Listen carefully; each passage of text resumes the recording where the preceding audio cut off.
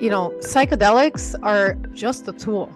They're a really good one, but they are a tool. The real magic happens when you open that window and you can tap into these states of consciousness and spirit and expanded mind states without psychedelics. It's much more difficult. The real benefit comes from when you personally take a step through that door. Taking a step through that door really is stretching your horizons, expanding your spectrum of experience. Welcome to the Mindfulness Experience podcast. I'm your host, Keith Fiveson. We're an official media partner for the Wonderland 2023 conference held in Miami, November the 9th through the 11th.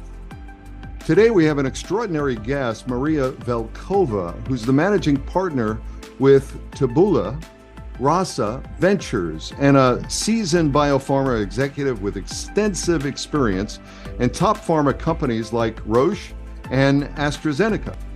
We're thrilled to have Maria on the show to discuss her expertise in drug development and commercialization and her work in the expanding field of psychedelic therapeutics, the medical and the mystical.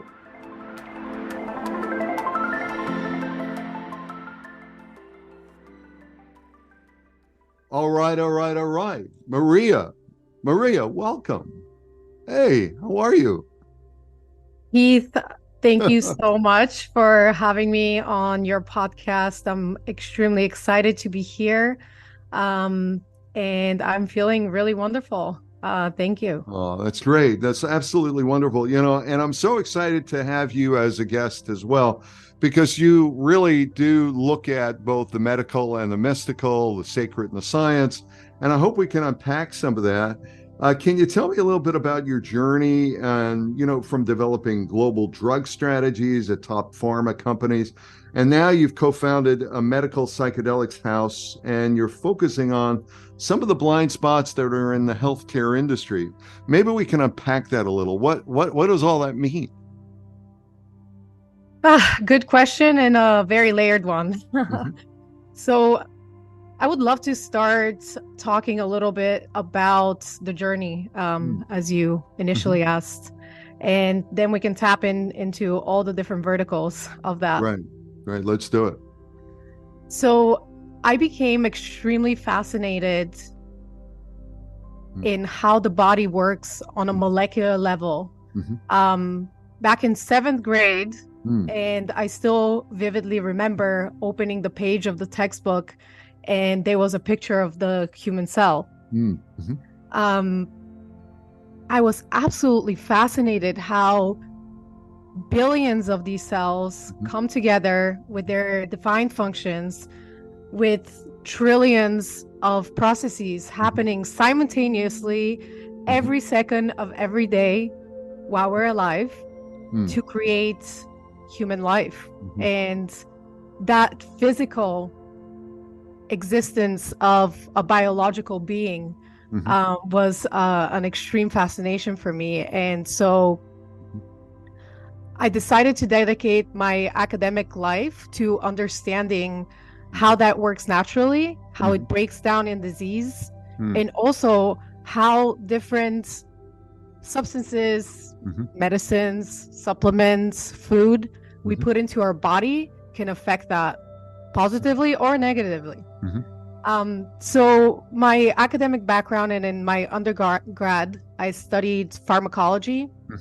I actually got into medicine as well, but became so fascinated with the studies of how drugs affect the body on a molecular level. What happens when a drug binds to a target, to a protein on a cell, and that triggers all of these complex processes inside the cell. And so decided to stick with that. The laboratory really drew me in. So I did several different research projects on epigenetics, all the most complex stuff that we don't understand. And the epigenetics, just to interject a bit, is the DNA process of what we're inheriting in our DNA from our, and that those imprints come from our ancestors way back. So we can go ahead and inherit some of that into our DNA. As I always like to talk about it, it's like we got a library in our body, but we don't always take out the books. But the library is there, but sometimes something triggers us, and all of a sudden, oh, what's that about? Why did that come up? Or why am I doing that? What's going on, right? Yeah. I love that analogy. And yes, the epigenetics controls the genetics. Mm-hmm. So the DNA, which is the library that you mentioned. Mm-hmm. And very interestingly and relevant to the later part of our conversation is that you can inherit generational trauma through epigenetics. Mm-hmm. And epigenetics can be Mm-hmm. impacted and evolved in one's lifetime. Usually to change DNA, it's an evolutionary process that takes hundreds and thousands and millions of years. Mm-hmm. However, epigenetics can be affected in real time based on all the environmental factors that the body is exposed to. Mm-hmm. And there's a lot of studies to prove that. So, I always like to say, Maria, that if we change our story, we change our lives. So really what you're talking about is the opportunity here through your research and through the work you've done is how can we kind of reboot, reset, reframe? Absolutely. And if anyone is more interested in the subject of epigenetics and how they affect mental health, Professor Rachel Yehuda, who is the head of the Mount Sinai Psychedelic Research Center, has published some breakthrough data and results on that space. We're very far from being able to apply it as a diagnostic, but not too far either. So yeah, she's absolutely wonderful, isn't she?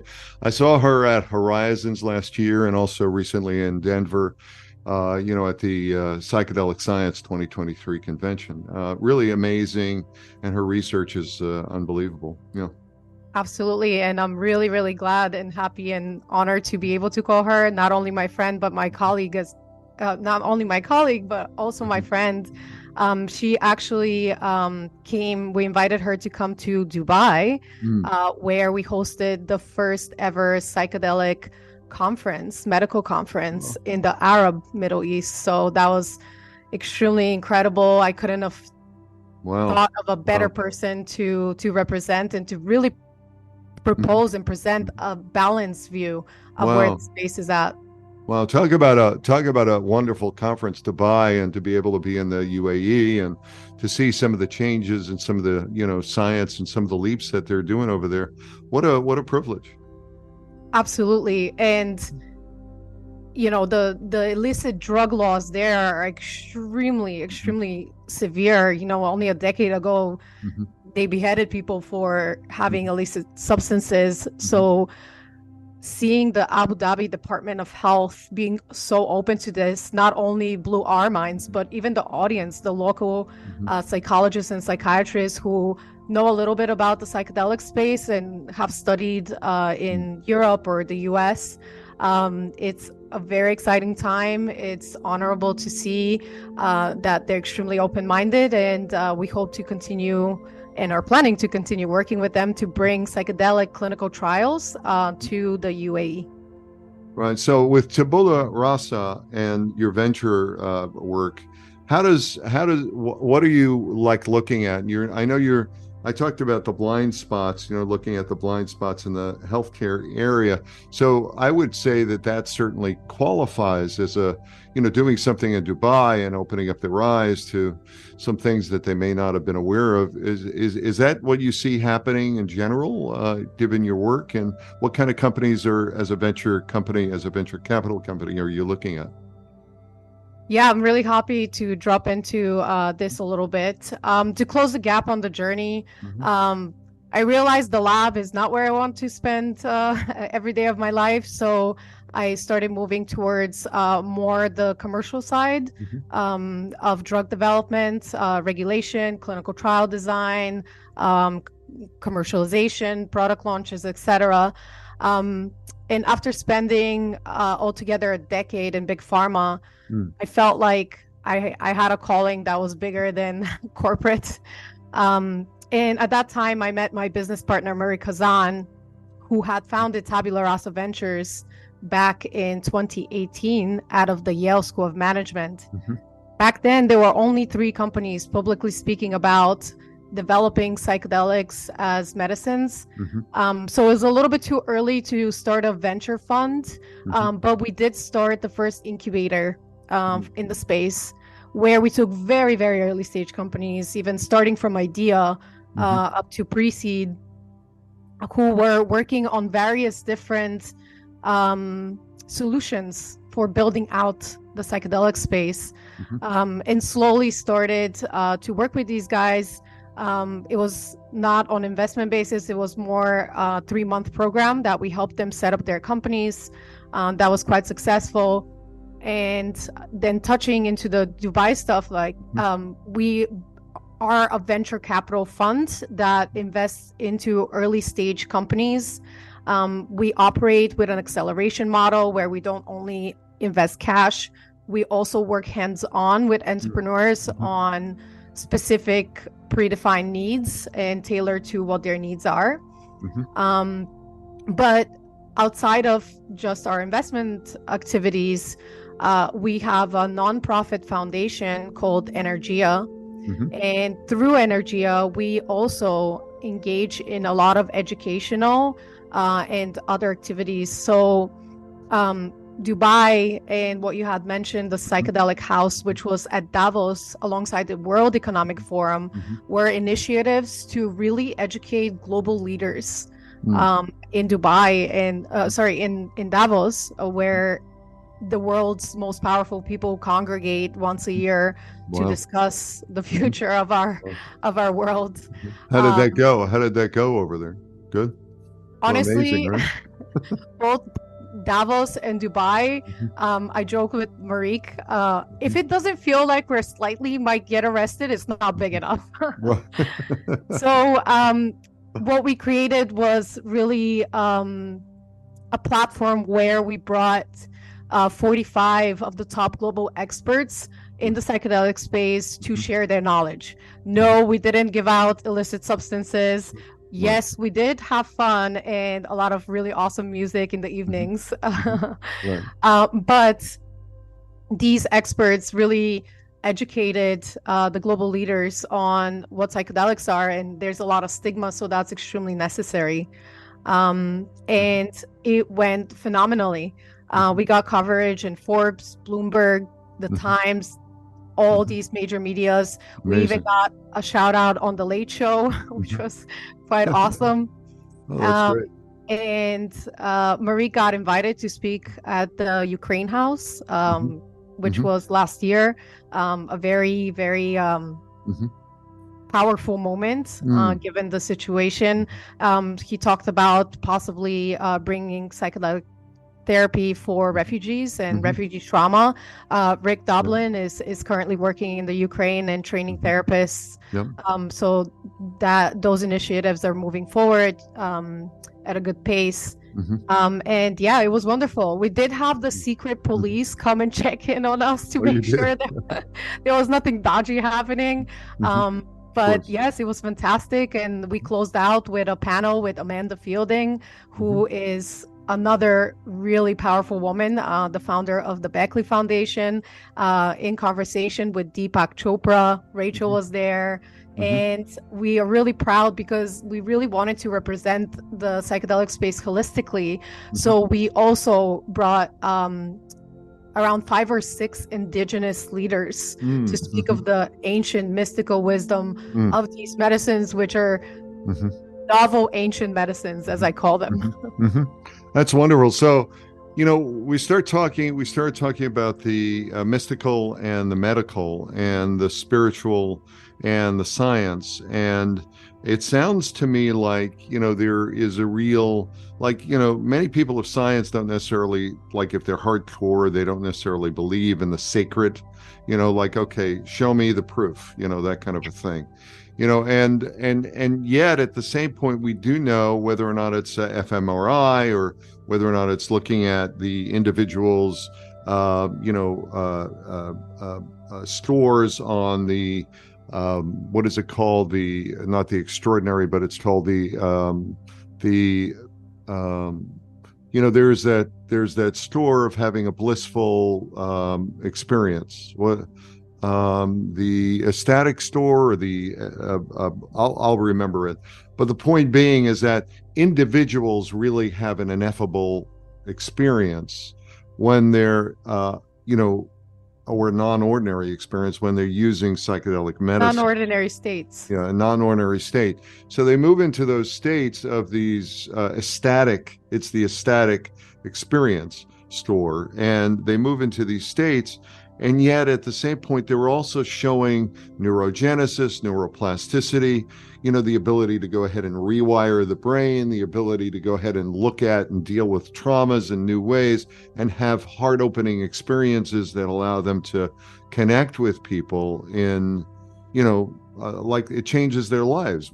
I'm a vet. We look at some of the vets who have PTSD going off 3 or 4 psilocybin journeys, and their PTSD is cured. So I'm just wondering, from your viewpoint, when you look at, what's happening here, how does your team balance advocating for promoting and developing psychedelics in the healthcare sector and that particular area with the sacred aspects of it and what's happening in that area? Because I know there's a little bit of a polarization here, and yet at the same point, that like yin and yang, they do need to be together, right? Both sides of the same coin. Yes. 2 sides of the same coin, rather. Yeah. Very well said. And I am very much aware of the show me the data mentality, because I was one of them. Right. And I still am, but not only. Science and our systematized methods for studying the world around us has been crucial for human development and evolution. We have developed technologies and processes and knowledge that has expanded human lifespan, more than doubled. And that kind of show me the data mentality is really important, but it is limited. And people who are in drug development or in the sciences, a lot of them are a little stuck in their head. And I can say that because I was stuck in my head. I was very disconnected to my body and my spirit. So true. Yeah. And the reality of life is that balance, yin and yang, the left, right side of the brain, any balance requires the mystical experience scale. That's what I was looking for before. There you go. Sorry. Yeah, that's it. True balance and harmony requires mind, body, and spirit. And I've come to learn that over the last 6 or 7 years as I've departed from my show me the data journey, one-dimensional journey, and tapping into other states of my existence in a way. I think data is still important. I think it's still crucial and necessary. But we cannot deny, and we cannot say, oh, if there's no proof, it doesn't exist or it's not real. Before we had tools to capture, measure, and use X-rays for medical purposes, X-rays have been there from beginning of time. Just because us tiny little humans, it's insignificant humans, weren't able to detect them doesn't mean that they weren't there. So I always remind myself there are so many things that we don't understand about life and existence. Right. And as I said, it was necessary to tap into those mind states to collect data and to create innovation. But I think we're entering a time of human consciousness evolution where in order to move forward and to evolve, we need to pay attention more to the consciousness, to how the mind connects to the body and the spirit. What is the spirit? Spirituality is nothing novel. It's very ancient. That's what it was there before the scientific method. but we've become a little bit dissociated from that. Right. And that has kind of had its benefits, but also is limiting us at this. Yeah. Yeah. I think the mechanistic aspects of society, right? We can talk about the mystical experience, huh? And we can talk about the ineffable, but then there's always the far left brain side of it that says, show me the proof. I don't believe you. I don't believe in this. I'm not going to drink that. I'm not going to do that. Show me the proof. And, I think that's where we start talking about the medical and the mystical, the science and the sacred, and being able to bridge that. It sounds to me like you're really trying to do that in a number of ways, and you really can see both sides of it. And for me, that's incredibly fascinating, because we're dealing with a lot of stigmas around Totally. these medicines, these entheogens, these psychedelics. I don't even like you to use the word psychedelics, because many people have a stigma attached to that. So, from that viewpoint, how do you feel that there's greater public awareness and acceptance of the role of psychedelics? And you think, how can we tackle those issues? Yeah. I in the last 3 years that since I entered this space, I can personally see that there is definitely a growing public awareness. It's evident. It's evident in the fact that the FDA just released a draft guidance for guiding psychedelic clinical trials. It's evident in all of the states that have approved or decriminalized or some legalized certain psychedelics. It's evident in the fact that we are speaking at Davos and in Dubai, in the Arab Middle East, about the medical properties of these substances. So yes, 100% public awareness is growing. I don't think it's fully there at all. There's a lot more work to be done, but change happens, although it could happen overnight. Usually change in the modern world takes a lot of time. There's actual practices in corporate called change management, because it's so difficult for people who are so used to the way they do things, and the foreign or the unknown is always really scary, although that's exactly where everyone should be going. If Right. something feels scary, that's probably something that you should lean into and tap and think about why, because it can bring you so many incredible gifts to your life, your development. So Yeah. change, yes. So We'll get there. I'm familiar with change management. You sort of brought up my whole corporate background. I thought we were going to get into Sigma, a black belt, working through process management and change management and all the, customer experience and all that other stuff. But let me ask you, from your perspective, you had mentioned something before about mind, body, and spirit. And from your perspective, what are the, benefits, the significant benefits? And maybe you can talk to this maybe a little personally, depending upon where you want to go with this. But when you look at the approach of these psychedelics, these medicines, these entheogens, from your perspective, what's the impact on mind, body, and spirit, and how can we balance some of the traditional development of medicine, with these alternative approaches? And, even, and I'm asking you a lot here in terms of unpacking it, but even because we're the mindfulness experience, where does mindfulness come in this, whether or not it's personal or whether or not it's collective? And we chatted about this briefly before we began the podcast, but psychedelics are just a tool. They're a really good one, but they are a tool. The real magic happens when you open that window, and you can tap into these states of consciousness and spirit and expanded mind states without psychedelics. It's much more difficult.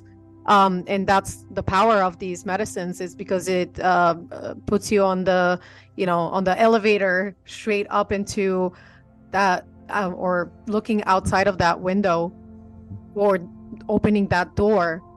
But the real benefit comes from when you personally, metaphorically speaking, take a step through that door. And taking a step through that door really is what you mentioned, mindfulness and stepping into the unknown, really stretching your horizons, expanding your spectrum of experience. And going back to change, and why it's difficult, we have our default mode network, or we get used to doing the way we do things, and it's great. But from my personal experience, like, I was on paper ticking all the boxes. I was not happy. I would look in the mirror and say really bad things to myself, like, you're not good enough, like, you're so stupid, you're like, you need to do more, and all that. And we have so much of that in our society, don't we? Exactly. And that's so dominant in our society, because we feel like we're following a certain path or ladder, climbing ladders, or where, society tells us, current society tells us, oh, you will be happy if you have a house with 2 cars and X many kids and this career and this title. And that is so limiting, and it's so basic. Really, when you step outside of this box and frame of thinking, that's what existence really means, is where the magic happens. And you can really explore your personal self, your consciousness, your spirit, and really understand what really makes you tick. But it takes a lot of work. Imagine a journey. Imagine if Michelangelo really was told that he was a painter, but he had to paint houses and he had to paint walls, and all the while inside of him he was just aching to break out, aching to do something different. Imagine that. And he was in the Sistine Chapel painting it white.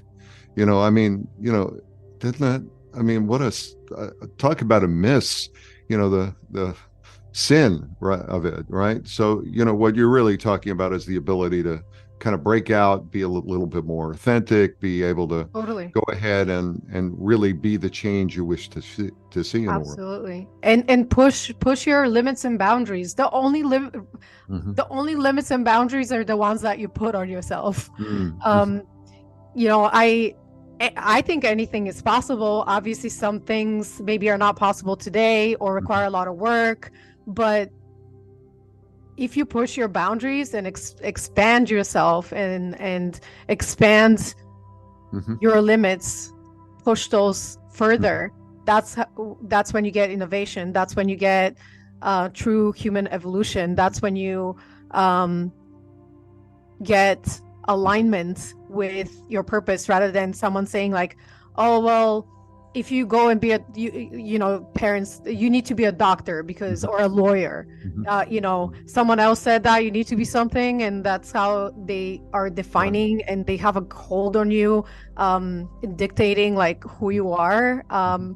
And our professions and our job titles are such a tiny part of who we really are. But especially in corporate, it's scary. Like, it's so structured and limited that you feel like, oh, if I wear I don't know, like a tie-dye psychedelic t-shirt to work, that's really bad, and people will reject me. They will think bad things about me, and it's that conformity and it's that fear of rejection that really propels so many people in their lives, that they really want to be seen, be heard, be recognized, and be cared. But also, we are the most communal beings on the planet, so it's really important for mental health as well. That's the point. Life is so multidimensional, so layered. more than we can even define in words. It's ineffable how multidimensional and diverse life is. But also we crave to be part of community, and we Right. crave to share similarities. We crave to find people who share our beliefs or our taste in fashion or music Right. or art. Be a part of the tribe. Be a part of a Exactly. tribe. Yeah. And in modern days, there's these tribes in organized corporate businesses Mhm. where people are actually, part of something, but it's so single, like one dimensional that, a lot of people are unhappy with their Right. lives. Right. Um, So and, let me stop yeah. you for a second, because I want to go to, like, when I look at what you're doing at Tabula Rasa, and I look at the ventures that you're investing into, a lot of people, would look at that from the industrialization role of, the psychedelic medicines, these entheogens. And, there is this whole other area that we've talked about, certainly in terms of healthcare and encompassing the mind, the body, the spirit. But when you look at that industrialization, playing in the evolution of the human health and this next phase over the next decade, how do you see it fitting in with, or how do you see it, either moving the goal line or coming closer to the goal line of psychedelic therapy, or really helping individuals to break out of that mold, to go ahead and find their tribe, to go ahead and be more authentic? Mhm. Yeah, and going back to the balance, certainly our venture arm is much more structured, is focused on the medical side, whereas our foundation really taps into the more spiritual, educational, mind-opening, softer, and very, very important aspects of building this industry. But on the venture side, the systems that we live in today have evolved over centuries, and they're very, very difficult to change, because, as you said, people are used to how the world works, and we built these systems, but we are not the only ones that built them. Our predecessors built them, and their predecessors built them. So this is something that's so deeply rooted in how life and humans function that it's challenging to just say, give everyone psychedelics to be used, at their discretion. Like, everyone should use psychedelics. I think it's crazy that humans think they're important enough to ban a mushroom or a plant. Like, that's crazy. We're playing God with Mother Nature. Right. But also, I believe in our current, or the organized societies that we have created.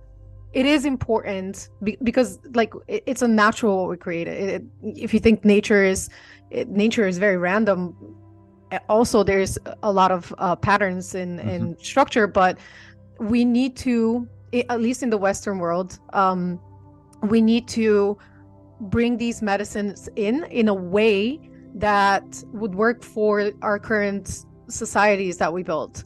So, indigenous practices and going to drink ayahuasca with an ancient tribe is so incredible, and I've done it myself. But these people, they stay in their tribes, they stay in that beautiful community, safe container. They don't go back to Wall Street, their little office in a skyscraper that is 200 floors high, in a dog eat dog world. In a dog eat dog world. So I actually, reintegrating into our world, which the indigenous don't understand, and that's totally fine. And that's a generalization, obviously, but I wish I could stay and be in that container, but we have to go back to our lives.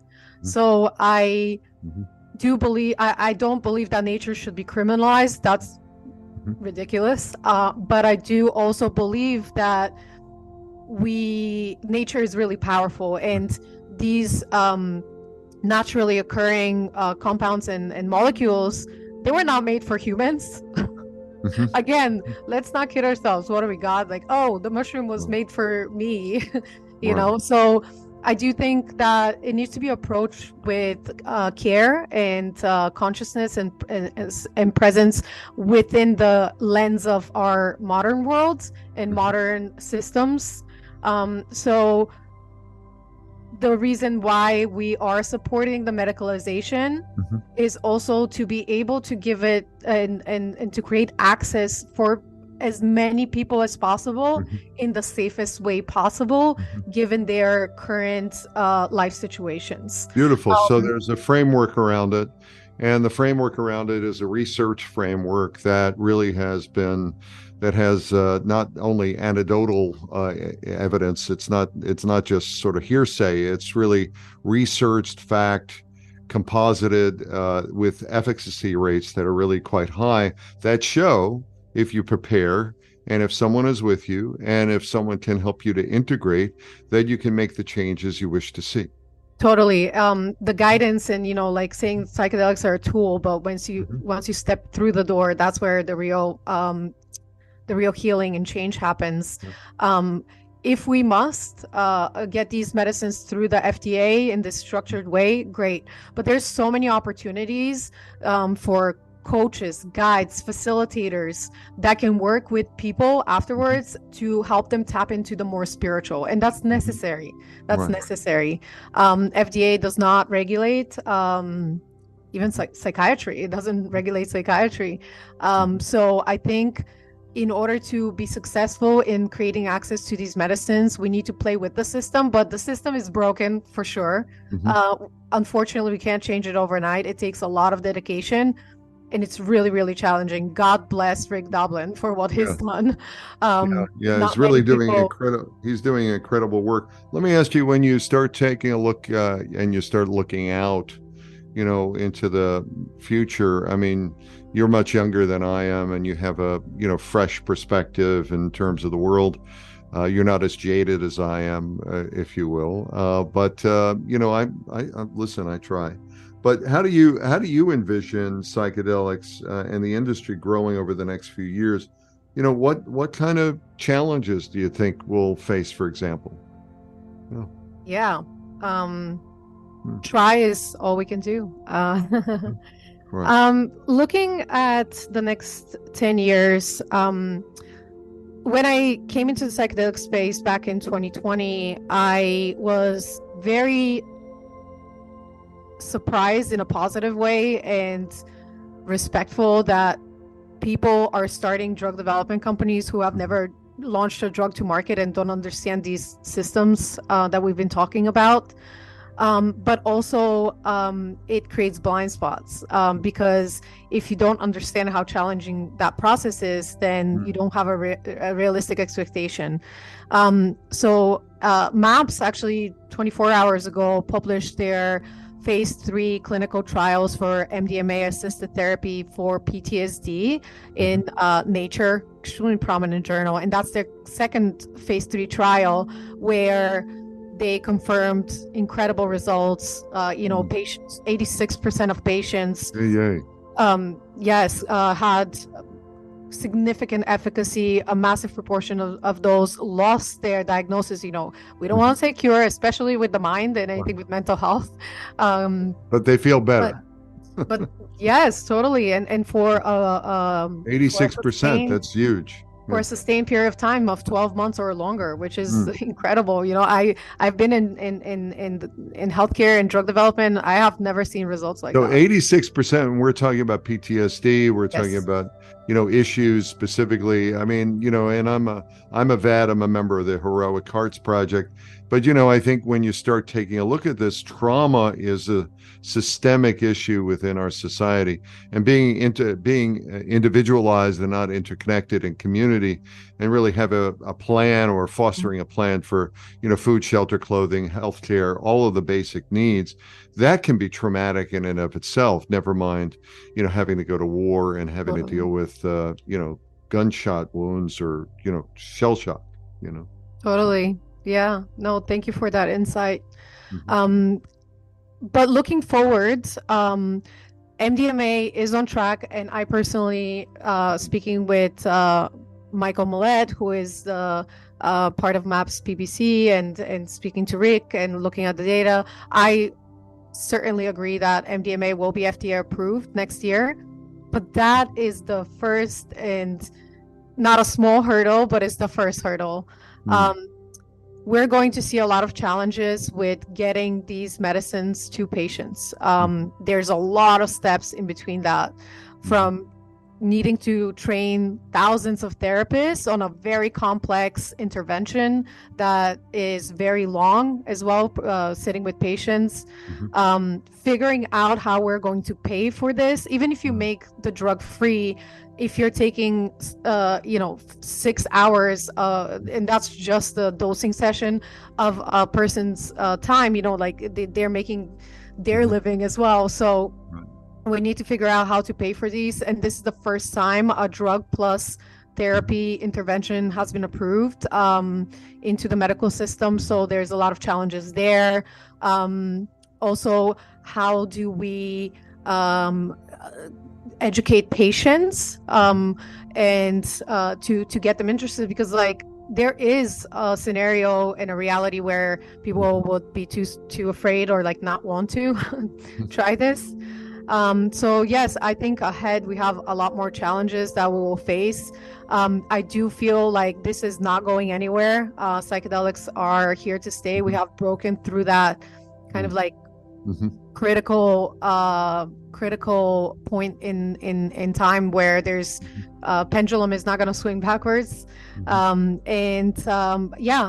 just think the most crucial and important thing is to remain honest with ourselves of what these challenges are. And I really applaud MAPS because they're not like, oh no, we know everything, this is a done deal. They really understand the challenges, and I've seen their data room with all the materials that they have, and they're not only changing how mental PTSD is being treated, they're changing how care is being delivered to patients. We can have probably 3 more podcasts on the details of all that, but they're building the platform on which all the other psychedelics are going to roll out. They're building the tools to be able to go from FDA to patient and everything that's needed in between. So they have a very, very important and challenging role. But I think that they have extremely brilliant and bright people who also work on themselves and are connected to their mind, body, and spirit. And I think they'll figure it out. And, we're in support of them.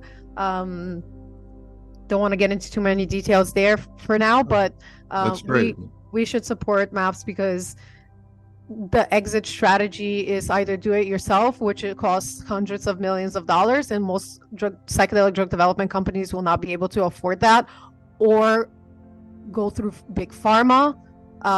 That's not an absolute no-go, but that's another can of worms that we need to work with big pharma to educate them and help them understand how this works. But I know a lot of people don't want to go that path. So MAPS is really creating a commercial engine for all the psychedelics that are coming through the drug development pipeline. And there's so much more, but I will pause there. So for our listeners who aren't familiar with MAPS, MAPS is the Multidisciplinary Association for Psychedelic Studies, and they are leading the charge with the FDA, have over the last 20 plus years, to go ahead and get it legalized and doing all the research and all the things that might be necessary. And it's really exciting to think that we might be on the verge of a new healthcare revolution using psychedelics and medicine as a way to go ahead and cure PTSD, or at least relieve some of the effects of PTSD. 86% efficacy rates are very high. And certainly that means no more SSRIs for a lot of folks and really having to deal with masking issues that might have been, really prevalent for so many vets.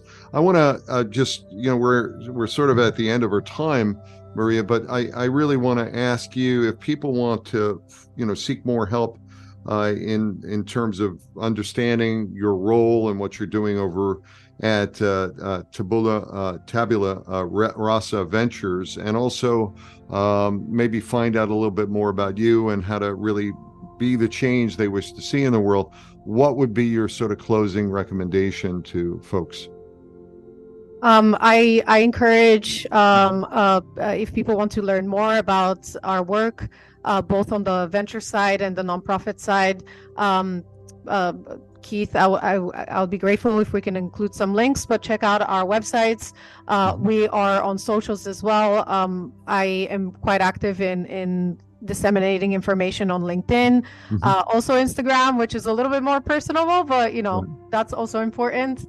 Through LinkedIn, Instagram, our website, both of our websites for the fund and the nonprofit, it's a great place to gain information. We have a contact form as well, so if anyone's interested in working with us, being involved in our fund or our nonprofit initiatives, please feel free to reach out. Also, I will be speaking at Wonderland in Miami, November 9th to 11th. So find me there. I would love to meet you and chat. Yeah, and what's your set? We started all this and I jumped right into it. What's the name of your session? The name of my session, actually, we're still finalizing that which exact session I'll be speaking on, but it's a panel or one or two panels. Right. So we've got the medical and the mystical, the science and the sacred, and I really want to thank you so much, Maria, for incredible insights, for bringing it all together, for your knowledge, your experience, and really sharing that with us today. It's been a real pleasure to have you on the show and discuss the fascinating topics of psychedelic therapeutics and the future of the healthcare industry. This concludes another episode of the Mindfulness Experience podcast. Don't forget to tune in for other enlightening conversations, and make sure to check out the Wonderland Conference in Miami from November the 9th through the 11th, and use the code Mindfulness20 for a 20% discount off of your registration. Again, thank you very much, Maria, for being with us. Thank you, Keith.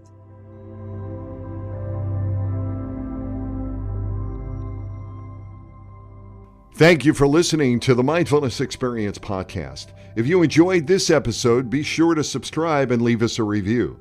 We have other exciting guests coming up in the next few weeks, so stay tuned. For more mindfulness tips and tricks, visit our website at workmindfulness.com. Thanks again for being a part of the Mindfulness Experience. This is Keith Fiveson.